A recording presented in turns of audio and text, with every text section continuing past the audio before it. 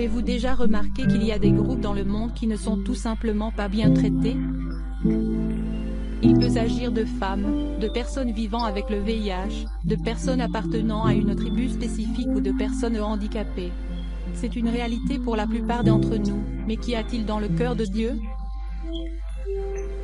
Regardez et écoutez ce scénario et répondez à l'application à venir.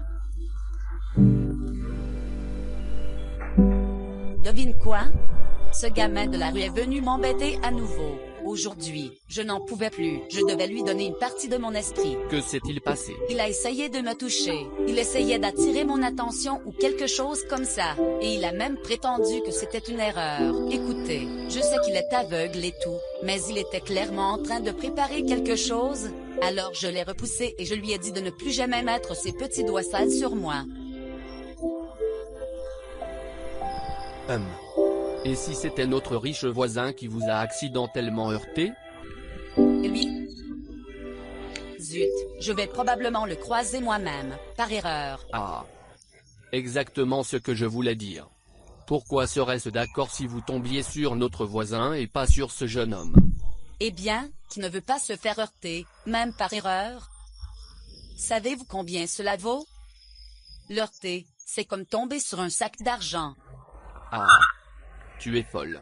Écoutez, sérieusement, je veux dire que la seule raison pour laquelle vous êtes prêt à le respecter et à être gentil avec lui, c'est parce qu'il a de l'argent. Selon vous, qu'est-ce qui rend quelqu'un plus précieux et plus respectable? Qui êtes-vous? Un imbécile? L'influent et l'argent parlent. Quelle que soit la valeur que vous vous accordez à la société, c'est la valeur à laquelle vous êtes valorisé. Période. Et vous gagnez le respect de la société, grâce à ce qui vous valorise. Eh bien, qu'a fait ce jeune homme à l'extérieur pour qu'il mérite le peu de valeur que la société lui accorde?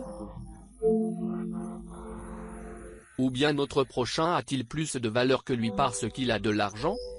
Écoutez, il y a peut-être quelque chose qui cloche à cette pensée. Faites-moi plaisir. Qu'est-ce qui vous semble avoir le plus de valeur?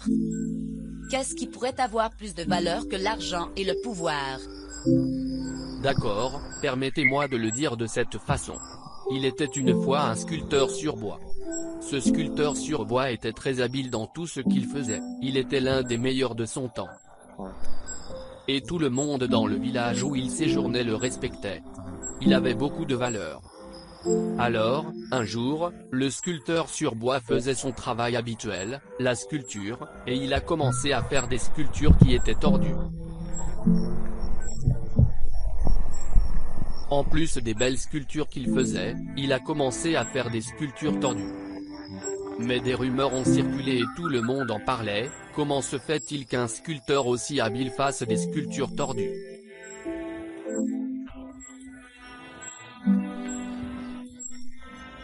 Alors un jour, des gens passaient par là et ils ont eu le courage de lui demander.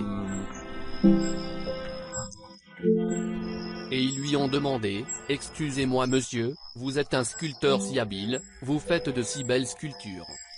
Pourquoi faites-vous des sculptures qui sont tordues et laides ?» Alors, il a simplement regardé et a souri, et il s'est approché de l'une des sculptures qui étaient tordues, que les gens montraient du doigt, pour qu'elles soient laides, et il les a soulevées. Et il dit, « Vous vous trompez, parce que ces sculptures que vous trouvez laides sont belles pour moi. Si vous m'appréciez, alors vous apprécierez mes sculptures. » Et les gens de l'époque sont repartis avec une compréhension différente de la façon dont les gens devraient être valorisés.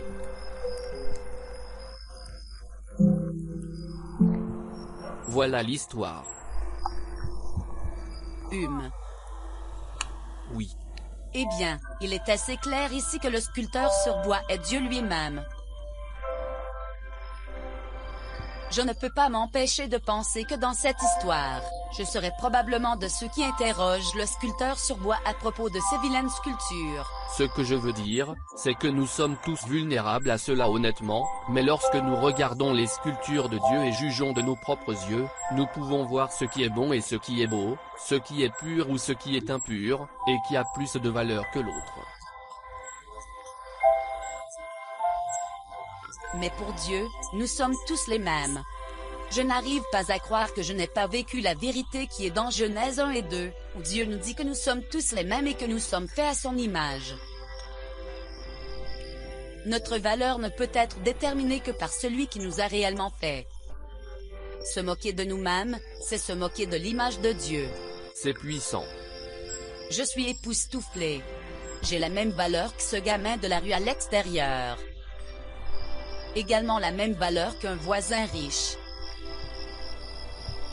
Pleurage.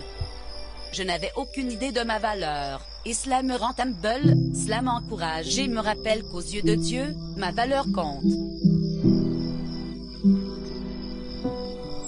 Exactement. Le fait de nous voir et de voir les autres aux yeux de Dieu nous permet de ne pas regarder vers le bas ou de nous élever au-dessus des autres en termes de valeur. Cela nous rappelle que nous avons tous la même valeur et que nous devons respecter chaque personne, même s'il s'agit d'une personne handicapée comme ce jeune homme.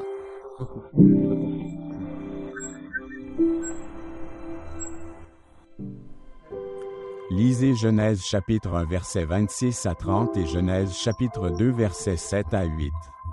Qu'est-ce que ces versets apprennent sur tout le monde? Y a-t-il des groupes de personnes auxquels vous n'attribuez pas de valeur? Énumérez-les dans votre carnet ou dans votre esprit. Faites un point intentionnel de voir chaque être humain comme une représentation de Jésus lui-même. Parlez à chaque personne comme si elle était Jésus lui-même. En quoi cela change-t-il votre interaction avec eux? Vous avez regardé l'épisode 2 de 10 épisodes de notre série Inis-Images. Pour plus d'informations, veuillez visiter notre site web sur accessiblehope.org ou l'une de nos plateformes de médias sociaux.